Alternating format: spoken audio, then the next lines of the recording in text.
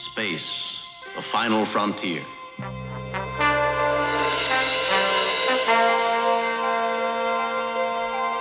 These are the voyages of the starship Enterprise. Its 5-year mission, to explore strange new worlds, to seek out new life and new civilizations, to boldly go where no man has gone before.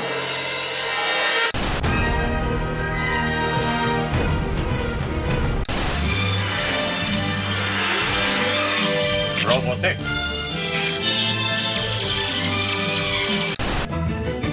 Come on now and set sail for the future. Fly the sky, oh, the lava.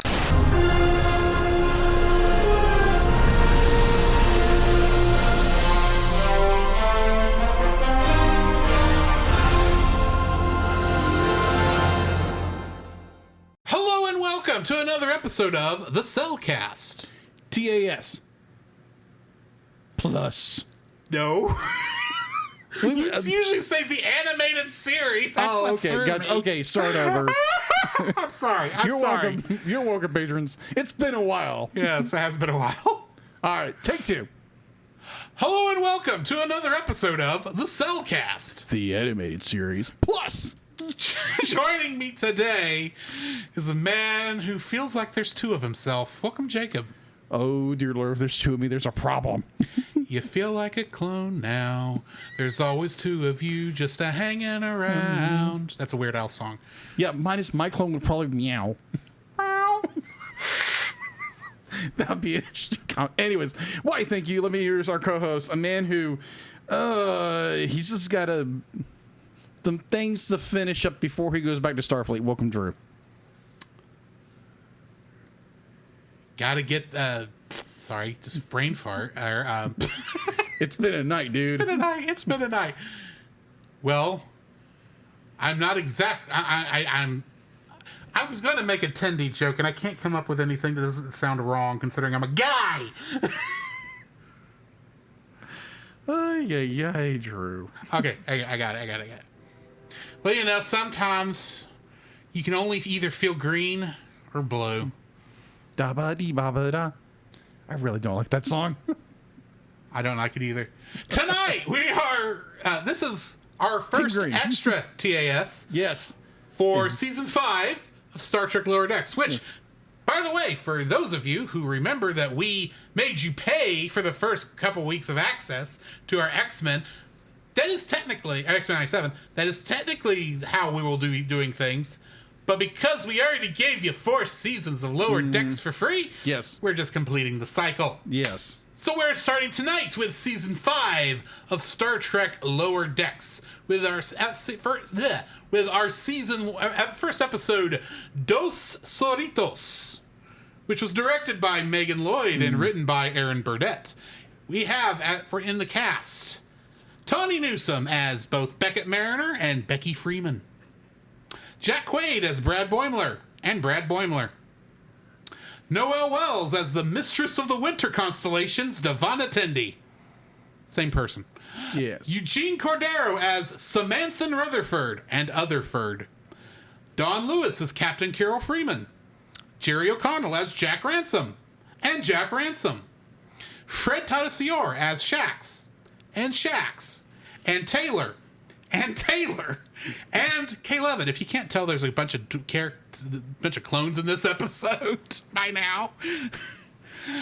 Gillian Vigman played Astrid and Ta'ana.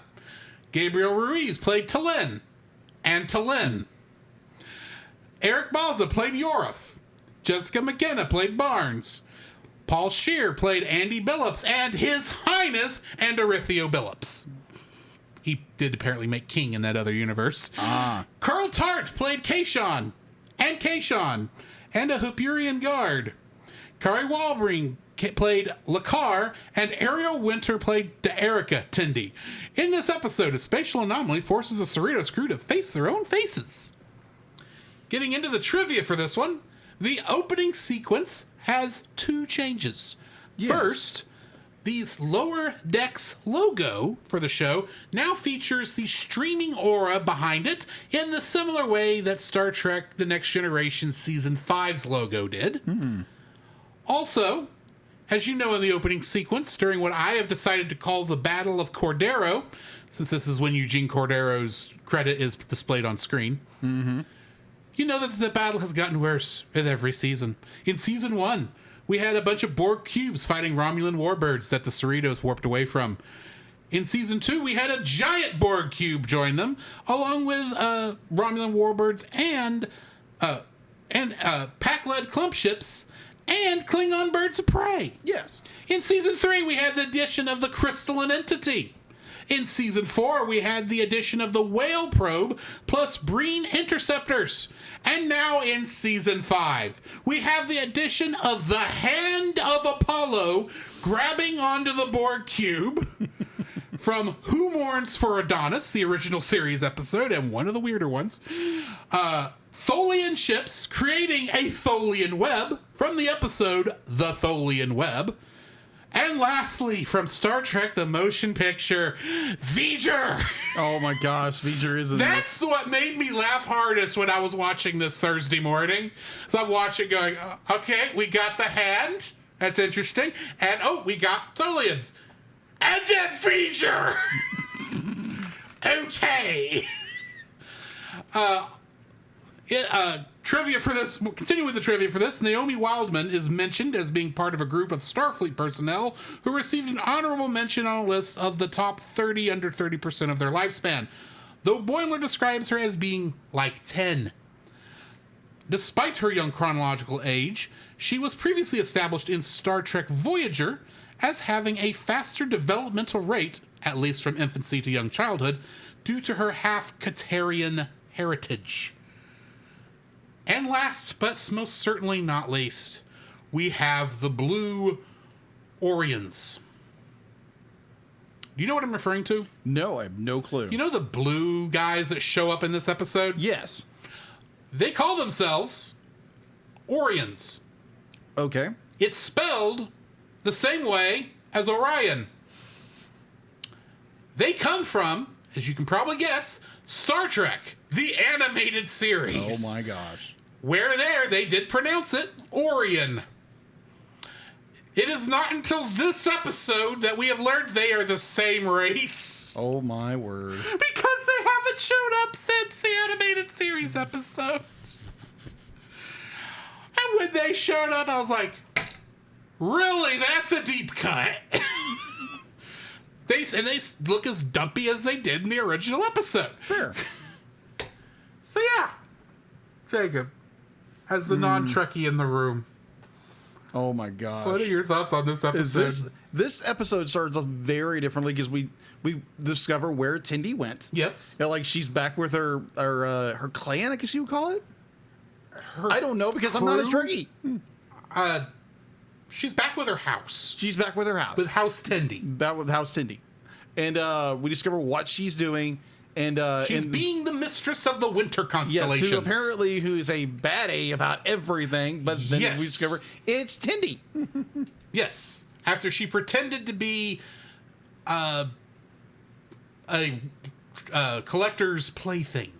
Yes. Oh, that was so funny. I was like, Yes. because I'm like watching it. I was like, wait a minute. Like, who is that? And it's like, oh, that's got to be Tindy. That's got to be Tindy. Because I was like, okay, that's a clever move to bring a character who, by the end of season 4, has left. And it's like, okay, this is where she's at. And it's like, oh, Yes. and she turned full baddie. It's like, no, it's just Tindy. Yeah. She's trying to pay off the debt that she owed her sister, right? Yes, she owed her sister to Erica. Yeah. I'm trying not to say anything because I've already watched episode 2. No, of course not. But yeah, I'm like, my gosh, how you start something and it's more like, okay, then Tindy's be like, okay, she breaks this up. She's like, okay, let's not kill these people. It's okay, like, be like, can we just name them? It's like, don't do it. They do it anyway. It's like it's Star Trek. Oh, come on! I always wanted one of those. Don't take it. It's prescription. It's like, that looks like it hurts just being in your head. much less when she starts tugging on it.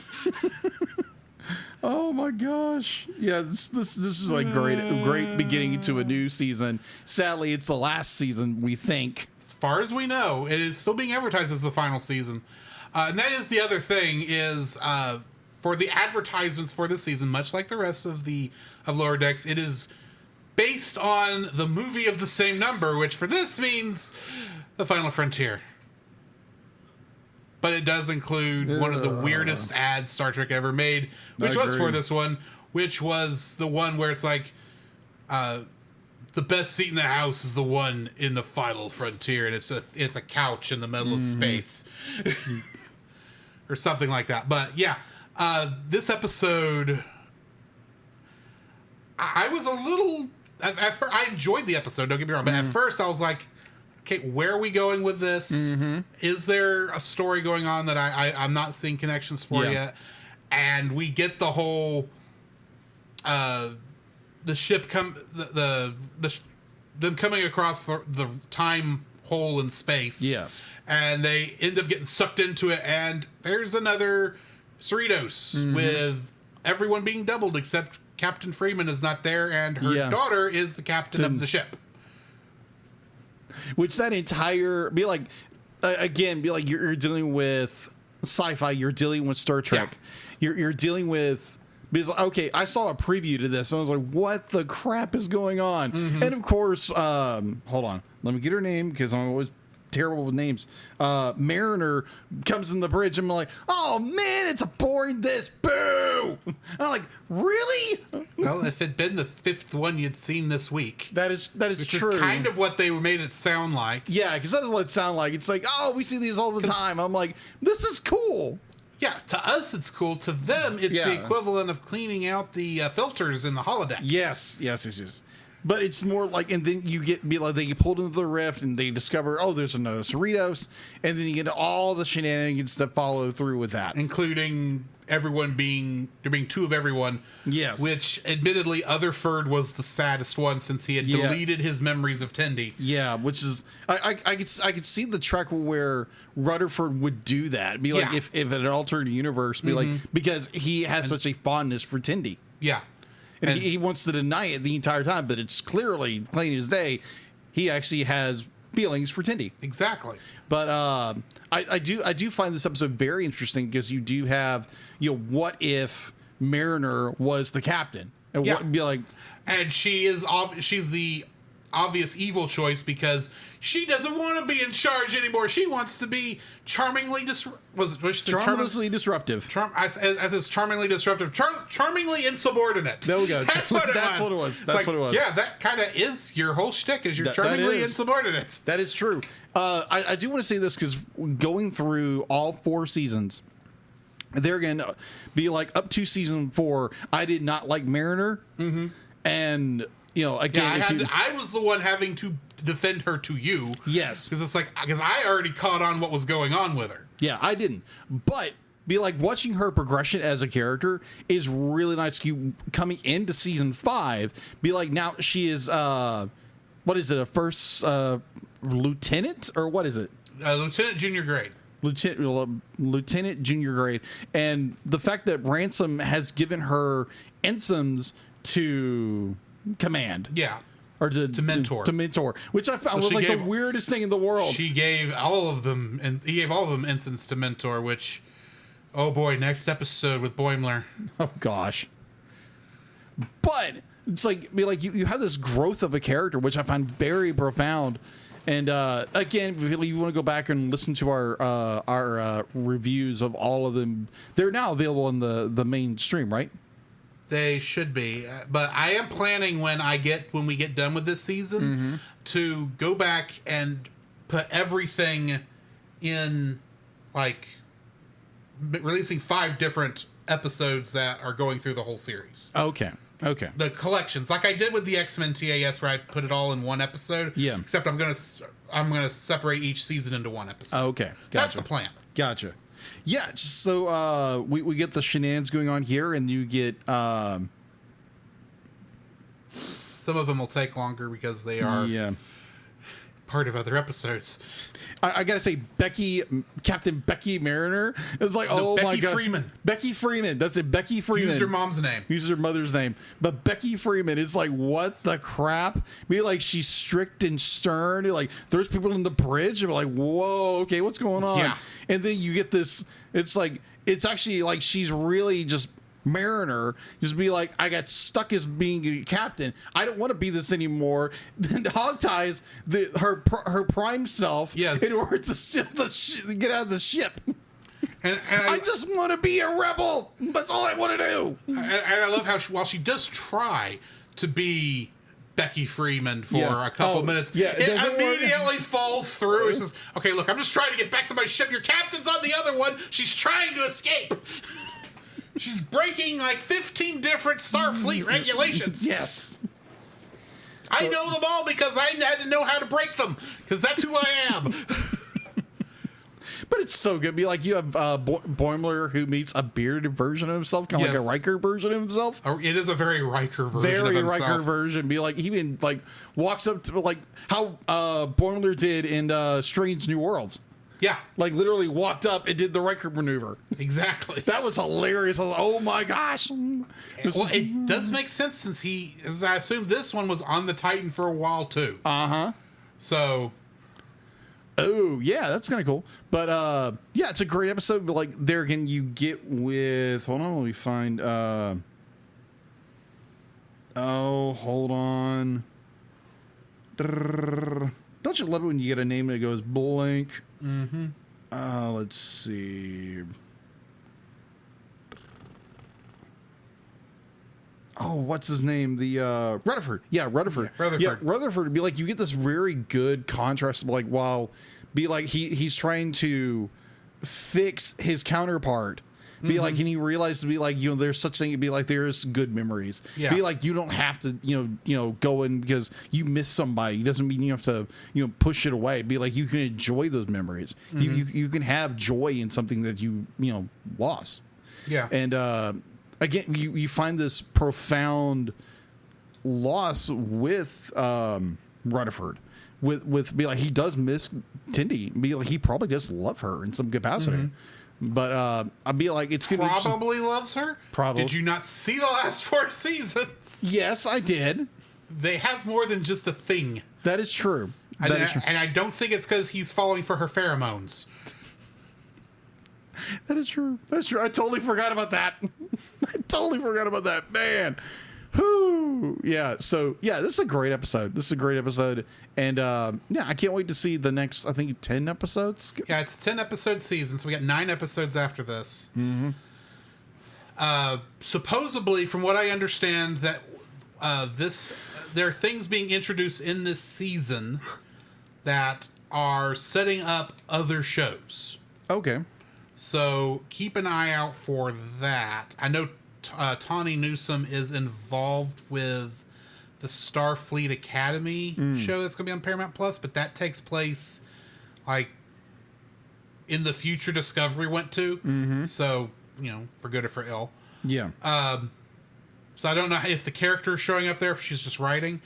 But yeah, there are, just to give context where this fits in the universe, I think I don't know if, I think we're still in the same, or we're still in the 2 years after Nemesis, or I think we may have made it up to 3 years after Nemesis. Okay. Which puts us 2 years before the bombing at the Mars shipyard that is the catalyst for Picard, and puts us 8 years away from Romulus blowing up, or the star Romulus blowing up, which of course sets up Star Trek 2009 and is another plot point for the beginning of Picard. But when you consider the other Star Trek animated show that came out around the same time as season 1, Star Trek Prodigy, this is about the same time the Protostar ought to be getting ready to launch. We're leaving Chakotay back in the Delta Quadrant. I'm not going to say more than that for fear of spoiling. Got it. I will say, I did finish Prodigy. I am tempted to put it on TAS at a later date, after we get the current crop of TAS votes down. Gotcha. But it's a good show. You should go watch it.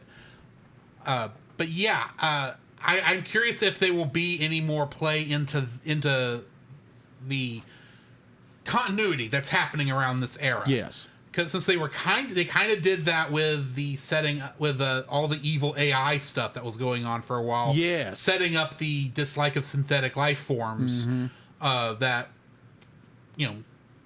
really hit a pitch when the synthetic life forms blew up Mars. Yeah.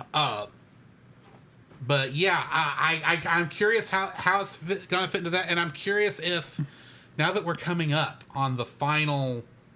Assuming we are actually still in the final season and they won't do a last minute renewal, are we going to see a confirmation of my fan theory about this show? Which would be? So the problem I have with the show as a Trekkie is there is absolutely no way on Roddenberry's Black Space. I don't know. I couldn't come up with a good reference there. There's no way that this crew of the Cerritos is allowed to act this goofy and not have been, insubordinate, not insubordinate, but is like expelled from Starfleet in shame, and the Cerritos crumpled into a ball and thrown into a black hole somewhere. This is not how Starfleet crews act. Generally, the show is supposed to be in continuity, but even the characters in this show that are legacy characters from other Star Trek shows don't act exactly like their regular counterparts do when they've shown up, which led me to the theory. It started in season 1 when we had the movie parody episode, Crisis Point. Yeah. And they had this holodeck version, and it was all very, extreme stuff. And I thought, oh, well, maybe what we're seeing here in Lower Decks is not the actual events. Yeah. But but an adaptation of the logs of these four ensigns that have been adapted into a holo novel. And this kind of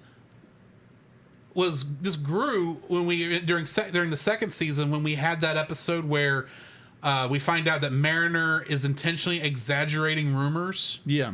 And I got to thinking, if this is based on her, that would explain why she's able to get away with so much, and how everything seems to work out right. And it's so crazy because she is exaggerating. Yeah. I think, this is just a guess, that we're going to get to the end of this episode and we will have a live action segment to finish it out, starring probably the 4 actual actors in regular Starfleet universe, which does mean poor Noelle Wells is going to have to get covered in green paint. I'm sorry, Noelle. And we'll get a scene. It's like, oh yeah, by the way, I submitted that story. I submitted our logs to that author guy who I made it'd be Rebecca Mariner saying, hey, by the way, I took your logs from the last couple of years and I wrote a holo novel out of them, and I've released it onto the subspace, and by the way, we're a hit. That's how I expect this thing to end, to find out this is not the events. It is based on a true story, in much the same way that The Greatest Showman is based on a true story. Very true. It's you lie to make yourself look better and to have more fun. That's the only way I can see this show, with all of its craziness and comedy elements, still fitting in with the rest of Star Trek in a way that is not just completely out there. And yes, I know Star Trek has funny, odd episodes, but they're never like this. This is intentionally making jokes every 5 seconds. Agreed. And I can just see this actually being somebody saying, okay, here's basically what happened, but I juiced it up and made it funnier. So here's a question. Based off this episode alone, I haven't watched episode 2 yet. Yeah. So when we learn the fate of Captain Freeman off the alternative... Yes. We find out she was in Starbase 80, the worst starbase. Yeah, apparently. Be like, how and why did she get there? Is like my big question. We'll never know. Well, we don't know yet. I'll say that. Yeah, That's not spoiler for episode 2. Yeah. Literally, it does not feature in that episode. There is one thing from this episode that does carry forward, and I will not tell you what that is because you need to get when the realization hits. You need to laugh. Okay, got it. Yeah, my running theory is okay. This universe version of our hold on, what's her name? Mariner or Becky be like somehow coerce Starfleet into putting her mother on this whatever base, whatever Starbase 80. Starbase 80, where she can take over the Cerritos. Literally, in another episode, they showed how horrible Starbase 80 was because they were going to send Mariner there. Oh, because, that's right. That's she right. Was going to, that's right. But that's where they set her when they said, "Oh, she's the worst person." And she got demoted. She got demoted and then resigned her commission to go hang out with the bounty hunter chick. Yeah. For an episode before she came back. Yeah. So yeah, that's more of like a theory. I don't know if it's true or not, but yeah, be like this is episode 1 of season 5, the last season of Star Trek Lower Decks, and looking forward to the next 9 episodes. Yeah. So join us next time as we deal with the fall of capitalism. Oh joy!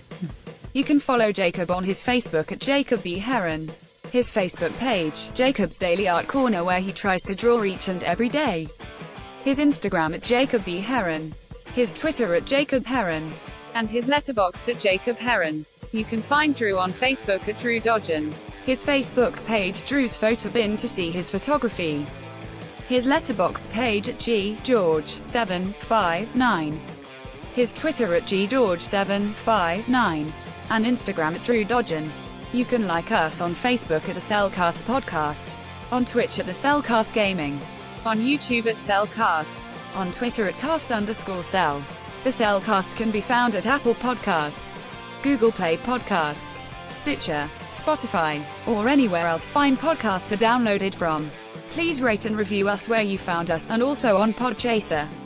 Email us at thecellcastpodcast@gmail.com. The Cellcast is a proud member of both the Pop Americana and Culture Box media networks. For more information, please see the link in the description. Our theme song is Drop and Roll by Silent Partner. And remember, that's Cell with a single L.